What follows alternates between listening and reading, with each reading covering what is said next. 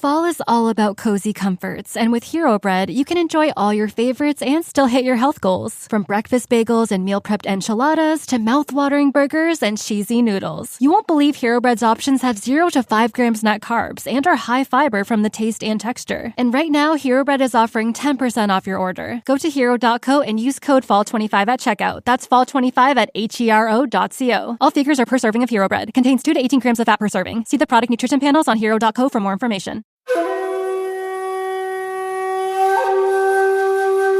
If you've struggled with stress, balance, or burnout, and simply felt discouraged or even defeated, if you're ready to move from force to flow and enjoy ultimate Zen success in your career, health, or relationships, then this podcast is for you. Your host, Carissa Sims, is an entrepreneur, corporate consultant, best-selling author, meditation teacher, and healer who has found her own Zen success. Here's your host, Carissa.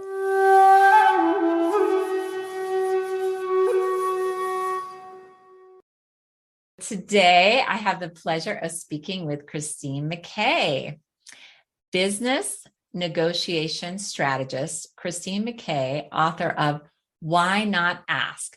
A conversation about getting more, teaches Ivy League negotiation skills to small and mid-sized companies and negotiates on their behalf with many of the Fortune 500. Oh, wow. If you get in a room, woo, I bet that's a sight to see. Christine launched Venn Negotiation to close the gap in David and Goliath deals, showing small business execs where they're leaving value on the table. With 25 years of experience, both international and domestic, Christine improves profitability and operational effectiveness through strategic contract integration. Welcome, Christine. Hello, how are you? It's so good to see you. Woo! We were just talking that it's been a year. And yeah, it's crazy. Wow, time flies. And a lot's happened in that year. Yeah, And, absolutely. And I'm just curious, so if someone hires you, like a small business or company hires you, will you actually negotiate on their behalf, or do you prefer to empower them and teach them yourself? So we do both. So we find that there's a certain population of people who are simply, I don't want to deal with this. I just want to hire you guys to go do it. So yeah. we'll do that. I prefer to teach somebody how to fish so that they can. That's awesome. So they can apply it elsewhere. And we teach programs as well to help people improve their negotiation skills. So it's a combination of both things. Oh, that's great. Wow. How powerful. I'm sure it's just a matter of time when people are like fighting over you. And then it's like the same negotiation. Who's going to get Christine? That would be awesome. Okay. Well, tell us a little bit about your journey and your story. And I know originally, your origins, you've been through a lot. And then you went to Harvard Business School. So what was your journey? And what was that moment when you decided that you wanted a change in your life and that success was for you? So I'd love to say that there was one point in time when that happened, but it's I keep learning lessons as I go, and so there are some key points in my life. But I was born and raised in a ranching and farming community in north central Montana, in the middle of pretty much nowhere, and grew up in a town of 450 people. And my dad was the ranch foreman. My mom was a ranch cook. And I used to ring the dinner bell so the cowboys could come in from the bunkhouse to eat dinner. So for those who are above a certain age, you will recognize the Bonanza reference, but I lived a very Bonanza life in my early youth. And I was a really great student, and I was in honor society. I was a beauty queen. I competed in public speaking. I did all these amazing things. Wow, that's incredible. incredible. Yeah, it was amazing. And then when I left home, my home life was not amazing. And when I left home, I, kind of the train went off the tracks, so to speak. Everything kind of went off the rails. Can I just ask, did you have siblings growing up? I did. I do. I have one sibling, and he's 1 year and 2 days younger than I am. So not quite Irish twins, but so we were pretty close growing up. So and when you live on a big farm and your closest neighbor is, with kids is 10, 15 miles away, you just spend a lot of time with your siblings playing. So but when I turned 19, everything just kind of came unraveled. And I discovered that I was pregnant, and I had just lost my job. And so I got evicted from the trailer I was living in, and I started living in the back of my 1972 Chrysler Newport. And you were pregnant, so you didn't have any kids yet. Okay. I did not have kids. At the time I was pregnant.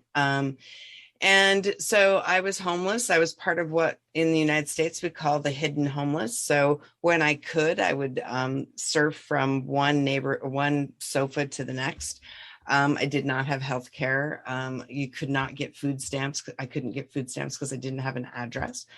And so, gosh, that's awful. See, I didn't even know that about. Yeah. I actually live in Los Angeles near Skid Row, and homelessness is an expensive proposition, which that's a different conversation, but but it's an interesting and important conversation. It is. And, I walk out of my building and, I have a stark reminder of where I could have ended up. Mm-hmm. And, I met a guy that I thought I needed to be rescued. My mental state was clearly I wasn't capable of making good decisions for myself. So let's try abdicating that and giving that decision right to another person. And he happily took on that role. But when I decided I wanted it back, he wasn't so excited about giving it to me. So you married him and he had a home? No, he didn't. He was,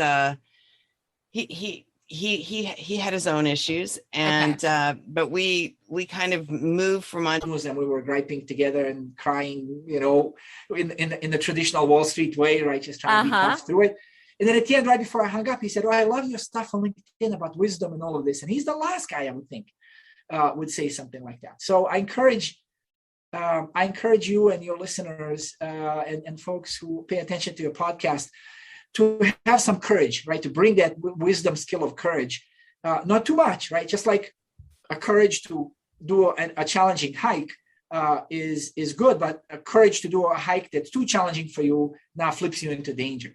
So I don't know that I would advise my colleagues to start, chanting, at staff meetings or there's some balance, but I think there's a lot of room for courage and frankly, people are just looking for more. Everybody, everywhere in every work, whether with me here in San Francisco, where it's ultra woke, or if you're in the Midwest, or I have clients in China and in Japan, in Japan where the culture, is traditionally has been even stricter than the corporate culture in the US. People are really looking to connect with each other and connect with the greater purpose and find a greater purpose. So my invitation to your listeners would be to have some courage, to bring in these wisdom skills of courage, and also count on the fact that there's reciprocity. Yes. Right? Reciprocity is one of the beautiful wisdom skills from ancient times. It's how all of nature is organized.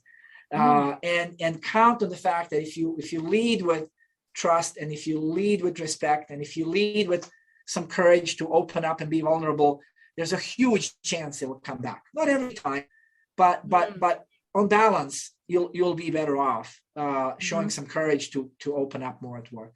I love that. I recently did a meditation. It was a shamanic journey on finding your animal totem for the month of June. And the animal that came to me was a mountain lion. And the message was just what you're saying. Have courage.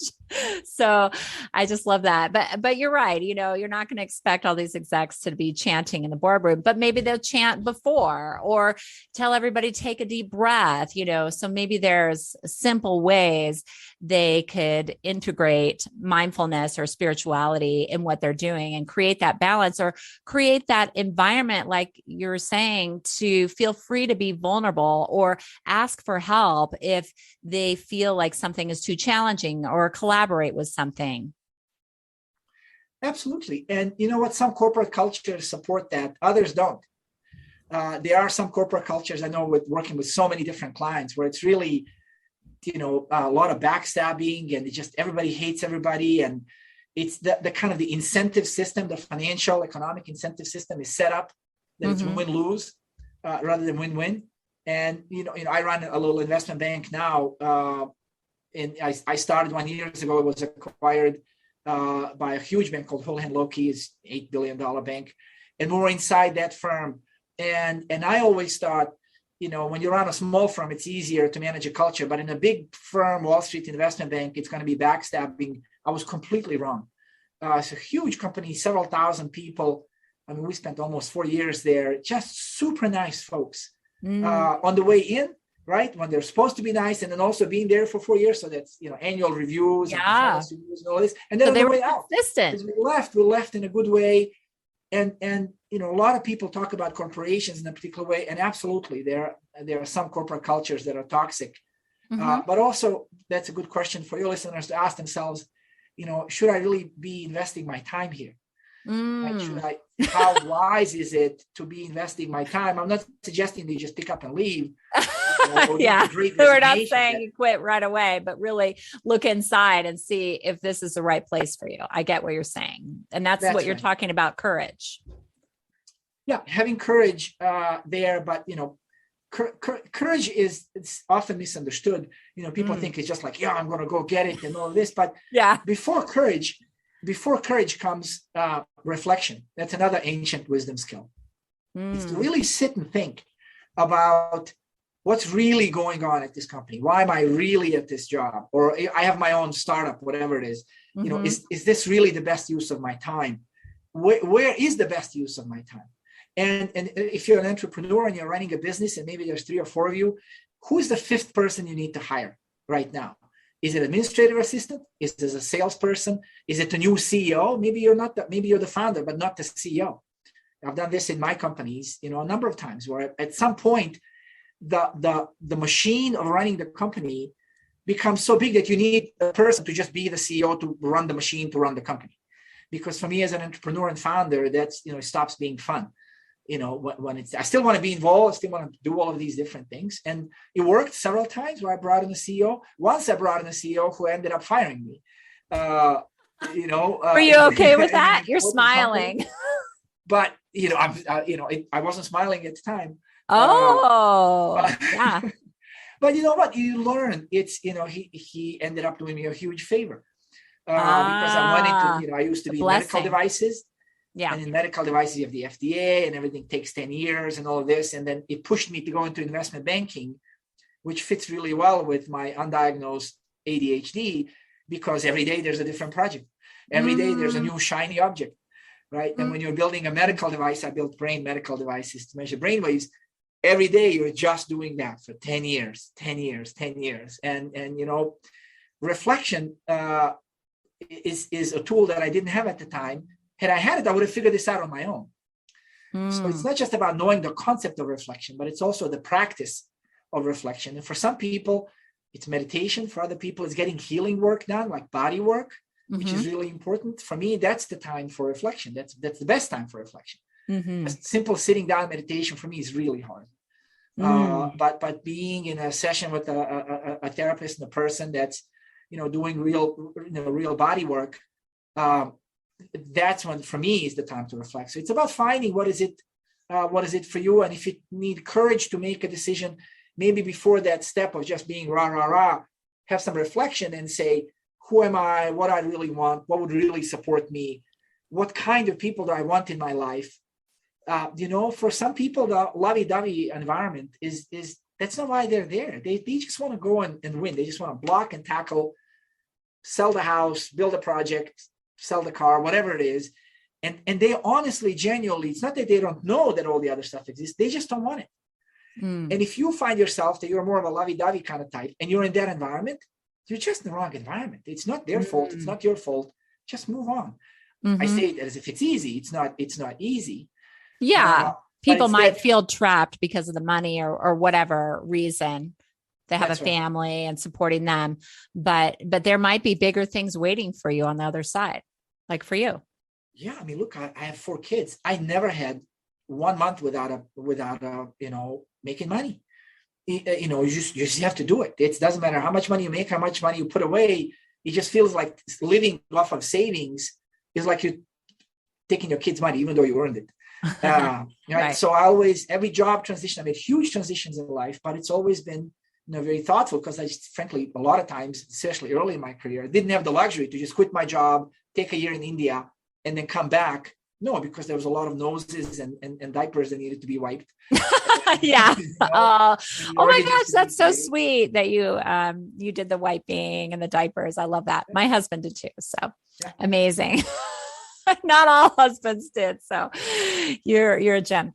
Okay. So yeah, I understand what you're saying. And I wanted to explore a question, and I think I know the answer based on our conversation so far. Do you believe that it's possible to be conscious and have a successful business? Absolutely. I actually think it's critical. Oh, critical. Yeah. Yeah. It's, look at business success and failure of different people and how correlated that business success and failure is to the quality of their life. Right. So look at, this, the whole thing about Johnny Depp and Amber Heard. I can't. I'm sorry.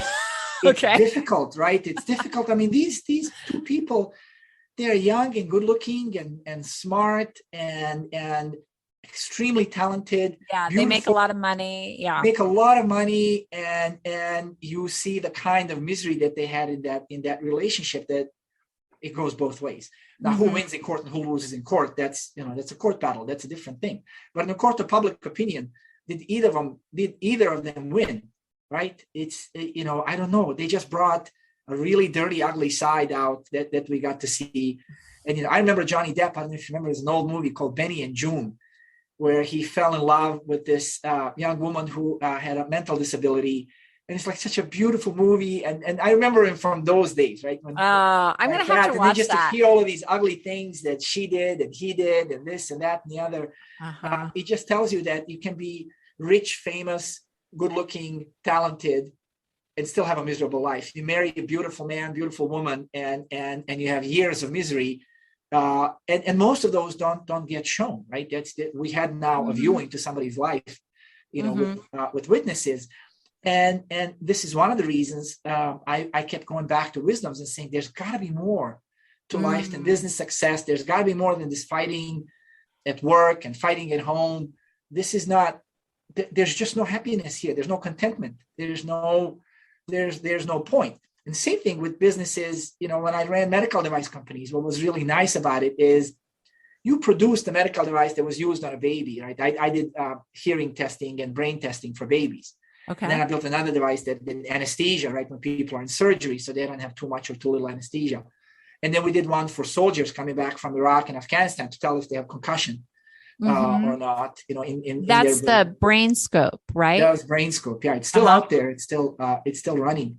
And if you look at being in that kind of a business, while it wasn't for me because of my style and kind of the speed at which I'm used to operating, long term, it wasn't for me. But during the decade or so that I was in that business, you're doing a good thing. You're creating real value. Whether you made money or didn't make money, it almost became secondary. Maybe that's why I got fired from one of those companies. You had too much heart. Too much heart. Okay. Speak the truth now. Yeah, exactly. You maybe weren't in alignment with their goals, or like vicious goals, maybe of taking over the world or whatever it might be. Yeah, that's right. That or just money, right? It's for me, it's balance. And being a conscious entrepreneur means you're in balance. And guess what? When you're a conscious entrepreneur, which is what I've been doing for the last, couple of, decade and a half, it's just nice to come to work. You enjoy the staff meeting because the people there, everybody's aligned. You know what you're doing. If something goes off track, we jump in together and solve it. And like that stress of running a business and all of this is removed, because what people give you, what employees give you, if you're running a conscious business, what people give you is what they call discretionary effort. So you can pay them by the hour to do the work, and they'll do the work, right? Anybody will do the work, right? That, there's a few leeches in the systems, but you can weed those out. But if you just pay $1, you get $1 worth of value. But what you can't get out of people is that discretionary effort, the effort that they care about the business. And that you can only get if you care about them, right? And if they see that you care about everybody in the company, and if they see that you care about what the company does and how the company does business, and it pays itself back in spades, not just in money and financial success, but more importantly, like the quality of life. Think about how much time you spend with people, especially if you're an entrepreneur. You're spending 8, 10, 12, 14 hours a day with that team. Are you going to make it fun and easy and problem solving and let's get it done kind of an attitude? Or is it going to be a slog every day to come to your own company? I've had that before, right? You're coming to your own company, to your own staff meeting, like, oh my God, I can't survive another one of these, even though I'm running the meeting. Oh my gosh. That's so interesting. I love how you're talking about that and making that connection. And, in my work in ergonomics in the past, I have actually found that connection as well. When a company cares about their employees, there's less injuries, there's less complaint about discomfort and stress and everything, less workers' comp claims filed. And so they pay less in insurance claims. Like there's this whole trickle down effect when executives and managers just care. It's really fascinating, and it makes a difference in every aspect. Yeah. And it's, if you take care of your people, they'll take care of your customers. I mean, everybody says that. And the problem with a lot of the business talk these days, it's just that, it's talk. And that's one of the reasons I started. That's so true. I started Upend. And then they're like at home on their Zoom and it's like, oh, now I can do whatever. That's right. And it's about, one of the things we teach at Upend, it's called a new school of living wisdoms. And that's exactly the idea. We kind of all know the concepts. We know the concept of balance and the concept of courage and the concept of respect, the concept of reciprocity. But to actually turn those concepts, not just into action, but into skills. So you have a skill around courage. Think of, Serena Williams.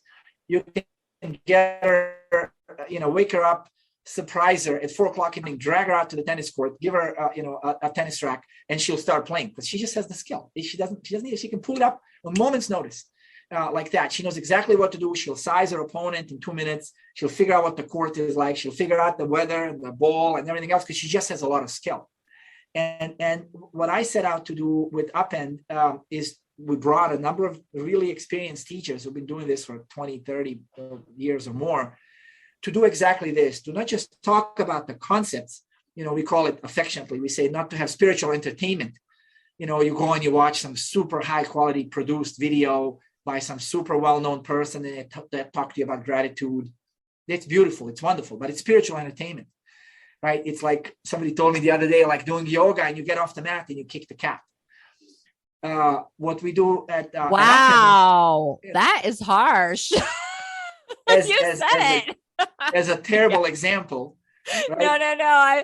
But it's just, you're right. It's like you are in this space. Are you living this truth in your life? And I have to remind myself with my kids as well. With kids, for sure. With my 4 kids. And what I learned over the years is what doesn't work is willpower. So I'll watch some video or read some book or go to some seminar. And I say, yeah, that's it. I'm going to have a gratitude practice. I'm going to do the gratitude thing. And I do it for like 3 days, 3.5 days, maybe 4 days, because the only thing I'm really bringing to it is willpower. And willpower is like, I commit, I'm going to do it. There's no question about it. I'm going to do it. But it turns out that it takes more than willpower. It takes skill building. And skill building is, that insight is just the first piece. But after that, you got to experience it in your body. You got to see how it actually works. You got to try it. You got to actually try to do the gratitude thing. And then your brain sees, okay, this time it worked. And then you do it again in gratitude, and you're nice to somebody on the bus, but they're mean back to you. You say, okay, this time it didn't work. Okay, put it in a notebook rather than saying, oh, this gratitude thing doesn't work. Put it in your notebook and say, okay, when I do this, this works. When I do that, this doesn't work. I try this, I try that. And it's practice, practice, practice. While you have a teacher or a guide or somebody or a coach that's supporting you. So you're practicing, practicing, practicing. And after a while, you build this concept, a word, a nice virtue. You start building it into a life, and then you know how to use it. You know how to deploy empathy when you need it with your kids while also maintaining boundaries, right? You know how to employ courage without taking risks, right? You know how to employ courage without, jumping in front of a bus too early. And it's that skill. So what we do basically at Upend is we teach the skills and teach them in a way that they go from this theory and concept down to like, okay, now I just, like Serena Williams, I can just pull out this racket and I can just do it. And I'll tell you, for me, getting things done, that's an easy skill, right? The warrior archetype, like no problem. At 3:00 in the morning, no problem. Having empathy when something happens, it's learned skill. I'll tell you that, for whatever reason, not natural, either the way I grew up or the way my life turned out or whatever it is, I'm always solve the problem, get it done.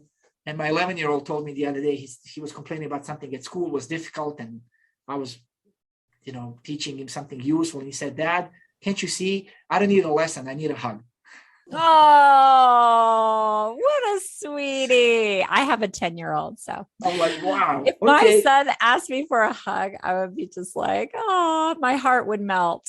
That's right. But it's just a reminder that I brought the wrong skill. Yes. To the wrong place at the wrong time. And I should have started with empathy and compassion and love and care for 10 minutes just to calm him down so he's okay. And then I can deliver my lecture about you got to do this, you got to plan in advance, you got all that other stuff. Because in the beginning, the lecture wouldn't work. Yeah, or maybe another time, like another day. You remember that? Yeah. And then or that not at all. time. Yeah, or not at all. Really smart.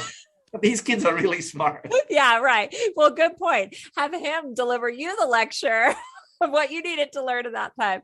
Well, I want to hear about your own journey. So where were you raised? Tell me about yourself. Sure. So I was born in Bosnia, or actually I was born in Yugoslavia. There was a country that Yugoslavia had 6 states, and one of those states was Bosnia, and one was Serbia, one was Croatia. And all of that. And then I came to the States in 1990 as a foreign exchange student. And how old were you? I was 17. Oh, okay. The goofy little guy in all the movies that's a foreign exchange student. I was that guy.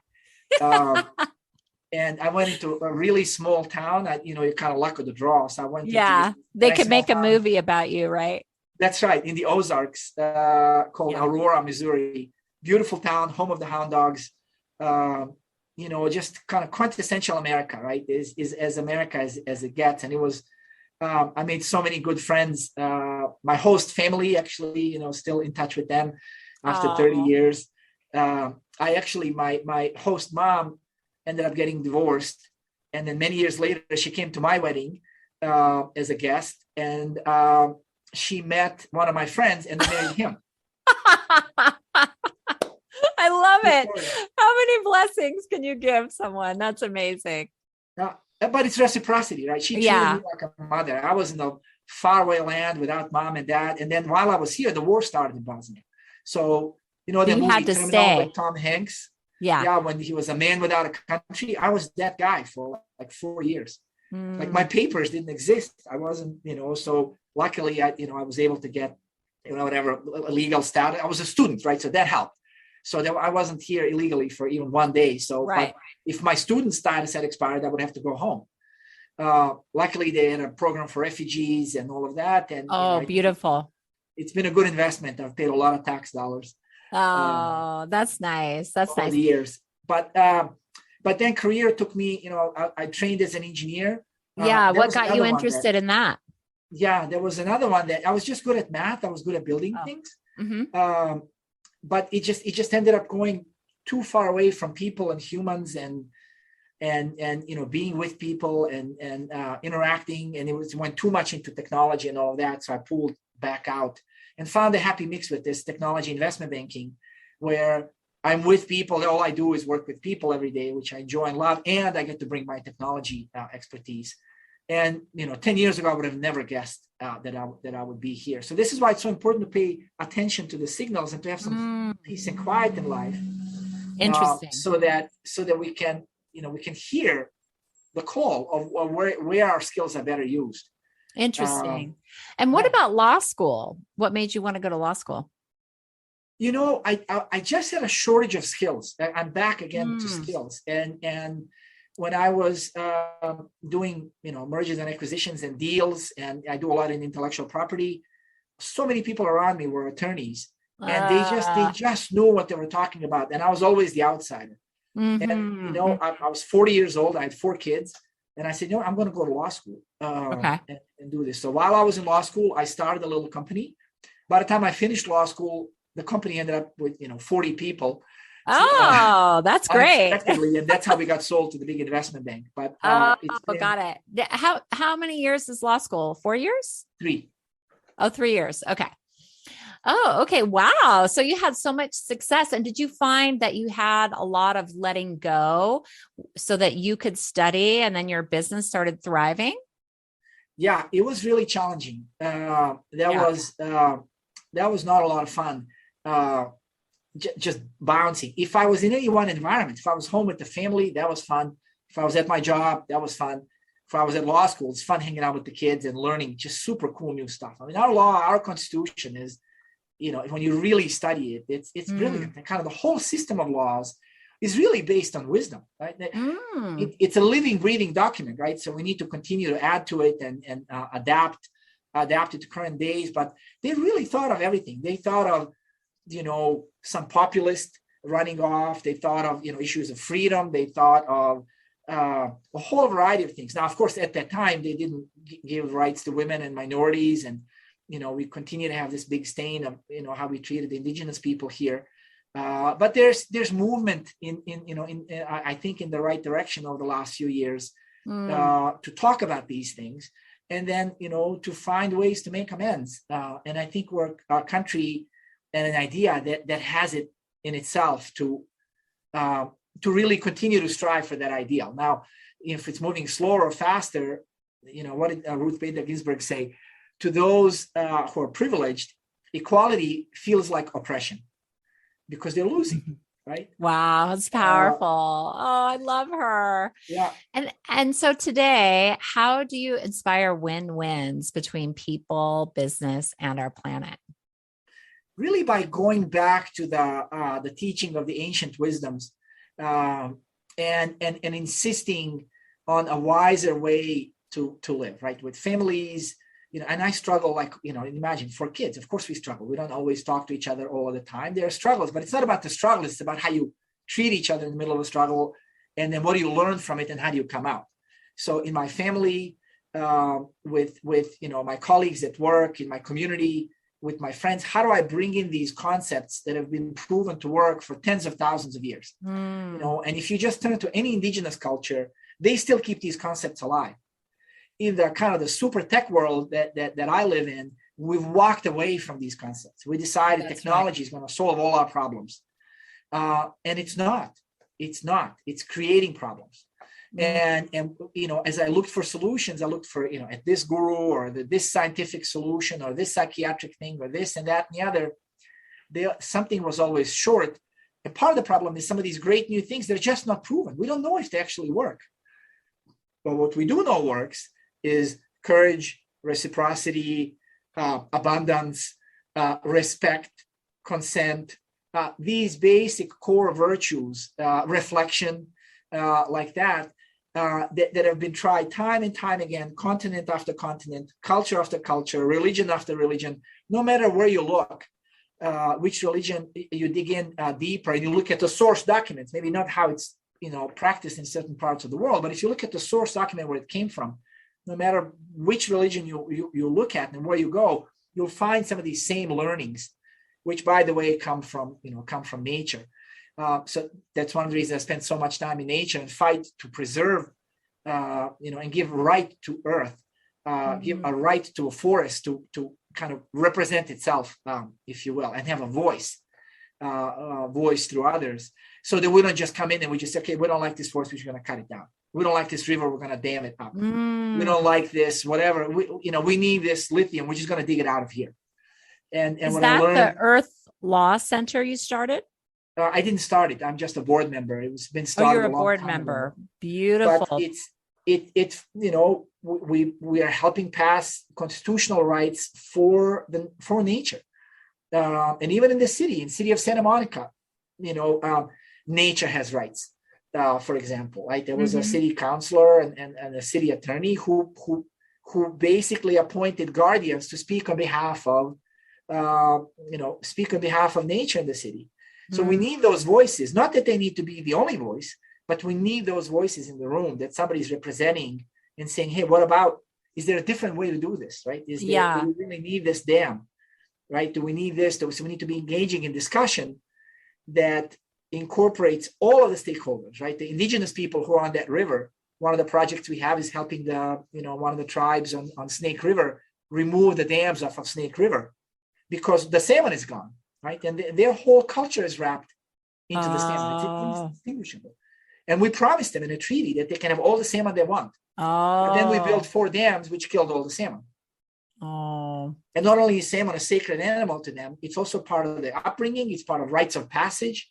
It's part of religion and culture and tradition and everything else. And it turns out those dams are not really generating that much electricity. We actually have a surplus of clean energy in that area. So it's not like, it's maybe in a different area, in a different region, it's a different strategy. But for that tribe, for that region, it's kind of Oregon and Washington State, plenty of clean energy to go around there. So people. Did you already succeed in that, or that's in process? It's in process. There was one success that I wasn't a part of, but my colleagues and friends used to remove the dams on the Klamath River in California.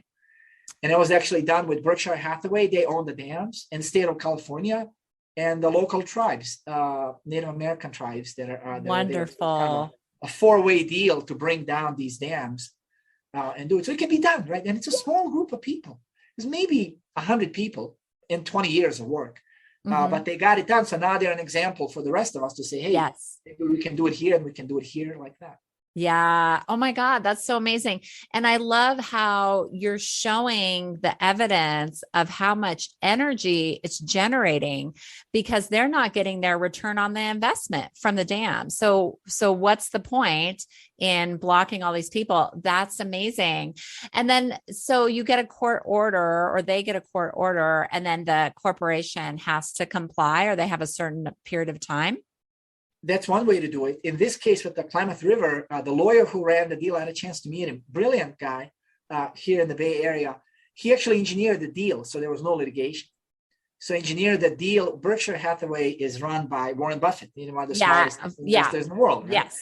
And so engineered the deal with Warren Buffett and with State of California. State of California passed some bond and contributed a couple $100 million. Warren Buffett gave, or whatever, Berkshire Hathaway gave another couple $100 million. This is all public. And together, they're going to slowly take down these dams to make sure that, the sand that's up there doesn't hurt the rest of the river and to revive the economy around it and to find replacement sources of power. And you know what? A lot of people worked on this, but this lawyer in particular engineered this solution, kind of a 3-way, 4-way deal. It took a while that avoids litigation. It's all agreement. And a lot of the principles I heard from him as he was talking, I could just check my little secret checkbox of ancient wisdoms. He worked in council with everybody. There's a lot of mutual respect. That trust was built like that. And there was reciprocity. Everybody had to get something. You couldn't just force people to do it. Everybody had to get something out of the deal. And it worked out. Yeah, that's amazing. I live in Colorado and I used to live in California. I went to UC Santa Barbara and USC, and then I worked in California for a while after. And in Colorado, they have board members that protect the open space. But I find that there's this dichotomy because there's also a lot of digging, for fracking and for oil, like right next to the open space, or, so it's just kind of funny because there's both. Like you think, oh, they really respect wildlife, but not necessarily, behind closed doors, they're making these other deals. So, and it's just interesting. It is. And as I was looking for solutions there, one solution is just to litigate and sue and only take the warrior archetype. Right. And just say, I'm going to be the warrior. I'm going to fight. I'm going to sue. I'm going to litigate. And sometimes that's necessary, but that's not the only tool in the box, right? There are other tools.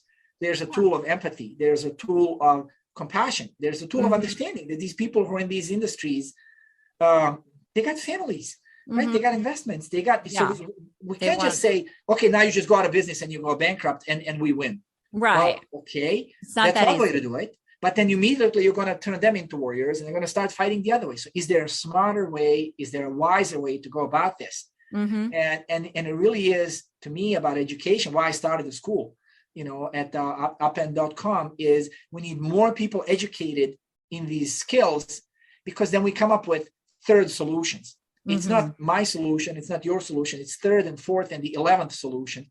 But to get to that 11th solution, we need courage. We need trust. We need respect. We need consent, right? That's the one thing we didn't do with indigenous people around the world. We never asked for consent. We just took it. Yeah. Right. Wherever. And we just took it and and then you deal with it, right? Give them whatever deal, no matter where you go, South America, Africa, Aboriginal people in Australia. It's pretty much the same attitude, right? We want it, we're taking it, and good luck. Yeah. Well, that violates the basic principle. And then, of course, it creates, action creates reaction. On the other side. But if we lock horns, it's just a waste of a lot of energy. I'll tell you, from the legal perspective, you're always better not doing a lawsuit. If you can find a way, and if we can just educate people, that's what I've seen time and time again, right? In business deals of all kinds. It's really, if you can educate and if we can be wise enough to figure out what does the other side really want, and how can we create that in this context? Sometimes you can't, right? Sometimes it's like a soccer game or a basketball game last night with the Warriors and Boston, and one's going to win, one's going to lose. Okay, that's fine. In the context of sports, it's a win-lose context. But in the context of business, it doesn't have to be. It can be win-win. Yeah. Literally, you can engineer. I don't know how many projects I've engineered where it's a win-win. Yeah, that's so exciting. Yeah, that's amazing. So last question, what is Zen success to you? Yeah, it's to me, it's like a wholesome success that I feel content. I feel that I created something, so that part of me came out. I feel I did it in a good way for my body. I didn't abuse my body while I was there. I didn't wear myself out. I did it in a good way with other people. I'm not leaving dead bodies in the wake, right? Where I had to, not pay this guy or do this or not do this or get in a fight with this supplier. But I did it in a good way. Like this, and I've brought people along, right? So there's gain sharing, as success was created, that everybody feels a part of that success, and those are hard to pull off, and that's why I think we need new skills. It turns out these new skills are actually old skills, right? Ancient skills. Bringing them back. If we can just remember them, that's why I keep talking about refreshing our memory, because we've been sold a bill of goods that the only way to be successful is this kind of neoliberal growth path, build. And it turns out short term, that's successful. Long term, we have global warming, we have weather problems, we have political issues, I don't know that we've I don't think that we could, if we went to some other planet and justified what we did on Earth, or if we had to go to God, or if we had to go to the Spirit, I don't know that we could go with a clean face and say, it's going really well. I don't think it's going really well. And we have the tools to make it go really well. Yeah. Yeah, that's so inspiring. I love that.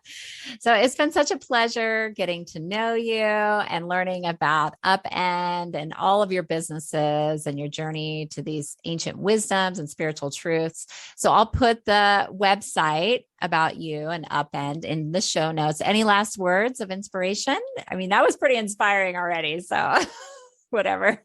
Yeah, it's if there's anything, it's about treating yourself well. Remembering to treat yourself well, because you in your life are the center of that life, and the balance in giving and receiving is really hard, especially for entrepreneurs.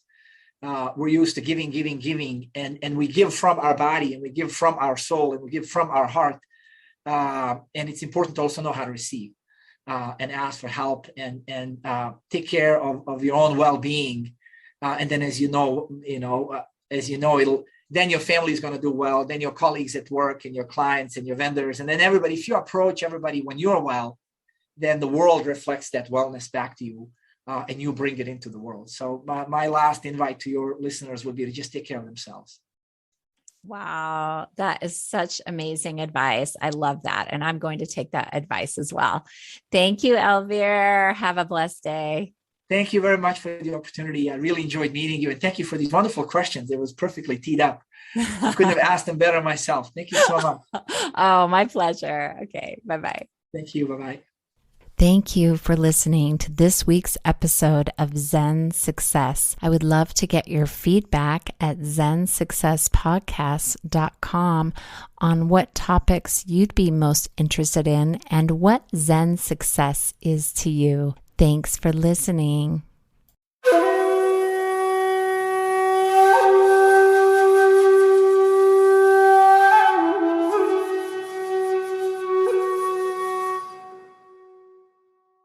Opportunity for collaboration. That can be a rapport building. It could absolutely be rapport building. One of the other things that women do when we talk with each other, and Zoom is an interesting animal for this because it makes everybody talk face to face. But women, when we're physically present with each other, we tend to stand in front of each other and talk face to face. But if you watch most men talk to other men, they tend to stand more side to side, or they're off kilter. They're not direct face to face. So for women, this face to face conversation is about trust building, and for men, that's threatening. So it's aggression. So they stand a little off to the side with each other. So I make a point when I'm negotiating with men and I'm physically in space with sharing space with men to really talk to them more off to the side. Off to the side, yeah. Yeah, versus women, I'll stand more directly in front of. So, and there's also cultural differences too. Like, eye contact is acceptable in our country, but maybe not in some other countries, like in Asian. So I find the culture conversation this is going to be a bit controversial. Okay. I find it to be a bit of a red herring. So, and the reason why I find it to be a bit of a red herring is absolutely there are differences in the process by which people interact. So in most of Asia, there is a different way of handing somebody a business card. There's a different, people of power sit in different places at the table in different countries. Mm-hmm. Different countries have kind of generally speaking, different patterns of speech, or they have a different willingness to engage in broader dialogue and go deep and some cultures, they do a lot more socializing before business. Other cultures, they do it after business. So there are those kind of cultural differences. But what I've discovered in all my years of negotiating internationally is that really people are people everywhere. And our basics are our basics. And it doesn't matter if I'm in Serbia or Indonesia or Canada or New Orleans, does not matter. People are people everywhere. So there's some procedural things that are different, but I find that if I can create a human connection, then that's really the most important thing, is creating that human connection. And how I do that is slightly different from country to country, but actually the act of creating it is still the most important thing. Ah, beautifully said. What is Zen success to you? What is success? Zen. Got it. What is Zen success? Actually, it's so interesting that you asked that question, because if you'd asked me this question, a couple of years ago, I don't think I would have been able to answer it. For me, it used to be about achieving. It used to be about recognition and power and influence, it's like setting a goal and meeting it. Now it's really about finding contentment, being able to and this is an overused phrase, and overwrought in my opinion, but I can't think of anything else, but it's more about being in flow. And the way that I define flow for me is I think about it literally a river. Like that's like the ultimate manifestation for me. It's like, I do have big goals. I have, this ocean of things that I want to be able to do. So the riverbanks are my boundaries. Those are my no's that I am constantly exploring. In some places I have them more shored up than in others. And the river, the water represents all the yeses in my life that I do. And for me, it's about, occasionally I hit a waterfall. Occasionally I hit a rock outcropping and I get a little battered, bruised. But it's about learning not to swim upstream all the time, to not trying to fight the current anymore, to let go and just let the spiritual kind of take me to where it needs me to go, not where I want to go. So it's more about a collective us and a collective we, and less about me and what I'm trying to achieve. Wow, that's profound. Well, it's been such a pleasure connecting with you, Christine, and you just shared so much wisdom in this short period of time. It was just powerful. So I think you're going to get a lot of feedback that people tried these negotiation tips and they worked. So I'll put your website and how to buy your book in the show notes. Any last words for our audience? Just remember that negotiation is a conversation about a relationship, and you cannot win a relationship, but you can get more value out of it. Beautiful. So remember her company, Venn, VENN, negotiation. All right. Beautiful. Have a great day. Thank you. Thank you for listening to this week's episode of Zen Success. I would love to get your feedback at zensuccesspodcast.com on what topics you'd be most interested in and what Zen success is to you. Thanks for listening.